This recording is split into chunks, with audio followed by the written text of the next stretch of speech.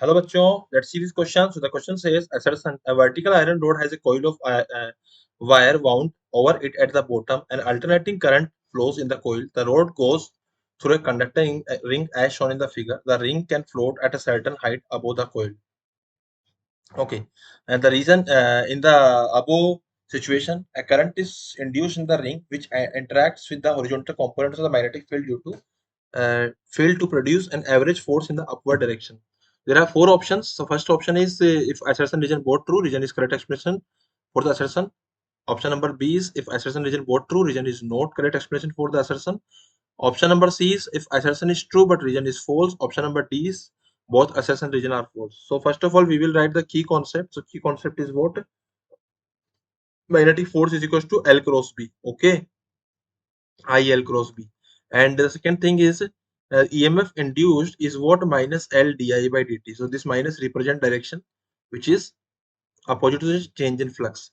हम यहाँ बात करते हैं इस क्वेश्चन के अंदर, तो इस की कॉन्सेप्ट को यूज करते हुए सो बेसिकली यहाँ पे हम लोगों ने ऐसे रोड ली है और ये ऊपर रिंग लगी हुई है एंड यहाँ पर हमारे पास में ये कोयल है, ठीक है।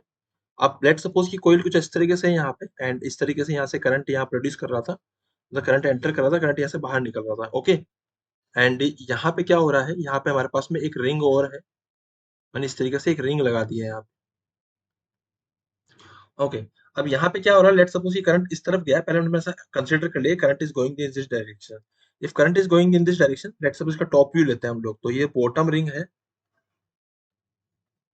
ये है बॉटम रिंग एंड इस बॉटम रिंग को अगर हम टॉप व्यू से देख रहे हैं ना, इसका टॉप व्यू, तो हमको कैसे दिखाई देगा, बॉटम रिंग में मान लीजिए करंट कुछ इस तरीके से फ्लो कर रहा था।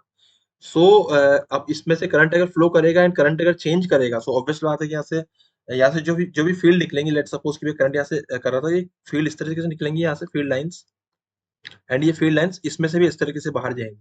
तो फील्ड लाइंस अगर करंट चेंज करेगा, है ना, if I will change then flux will change.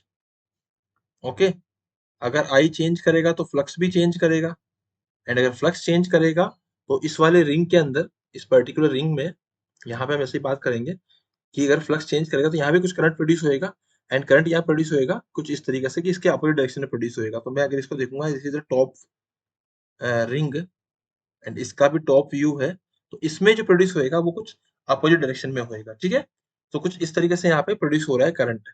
अब लेट सपोज करंट इसका इस तरफ आ रहा है ना, करंट इसका जो इसमें जो करंट प्रोड्यूस हो रहा था, अगर मैंने ऐसे माना है इसका, तो इसमें जो करंट प्रोड्यूस होएगा कुछ ऐसे होएगा, तो करंट इसका कुछ ऐसे प्रोड्यूस हो रहा है, सॉरी इस तरीके से ऐसे जाएगा इधर से, यहाँ से मैं एक सेकंड में डायग्राम थोड़ा क्लियर बना दूं यहाँ पे।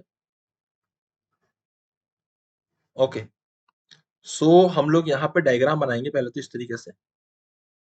तो करंट अगर इसमें इधर जाएगा तो इसमें करंट इस तरह अपोजिट डायरेक्शन में आएगा, ये हम लोगों ने फैराडेस लॉ से यहाँ से समझा है, क्योंकि माइनस डायरेक्शन जो होती है वो चेंज इन फ्लक्स के अपोजिट डायरेक्शन में करंट को फ्लो कराती है।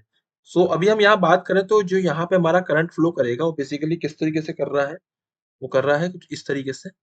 और इस पॉइंट पे अगर मैं देखूं तो मैं ये कहूंगा यहाँ पर कि जो हमारा हॉरिजॉन्टल मैग्नेटिक फील्ड है तो इधर आएगा, है ना, करंट की वैल्यू मेरी इस तरफ आ रही है, तो आई क्रॉस बी, तो अगर मैं आई क्रॉस बी करता हूं तो जो फोर्स आ रहा है वो अपवर्ड डायरेक्शन में आ रहा है यहाँ से, ठीक है। तो ये बैलेंस करने की कोशिश करेगा इस एमजी को। अब ये तो हमको क्लियरली समझ में आ गया, इसका मतलब स्टेटमेंट ए हमारा करेक्ट होना चाहिए, बट नहीं। इस क्वेश्चन में क्या हो रहा है, यहाँ पे हम लोगों ने जो देखा है, हम लोगों ने जो कंडीशन देखी है वो देखी है हम लोगों ने एक डीसी करंट की, जिसकी डायरेक्शन इधर फ्लो कर रही थी, बट हमारे पास है एसी करंट जो अगले ही मतलब सेकंड साइकिल के अंदर इसकी डायरेक्शन चेंज हो जाएगी, और जैसे डायरेक्शन चेंज होगी तो ये टोटल फोर्स जो है अब नीचे की तरफ लगने लग जाएगा। तो ये फोर्स कंटिन्यूसली फ्लक्चुएट करेगा, दिस एफ विल फ्लक्चुएट, और अगर ये फोर्स फ्लक्चुएट करेगा, है ना, फ्लक्चुएट करेगा,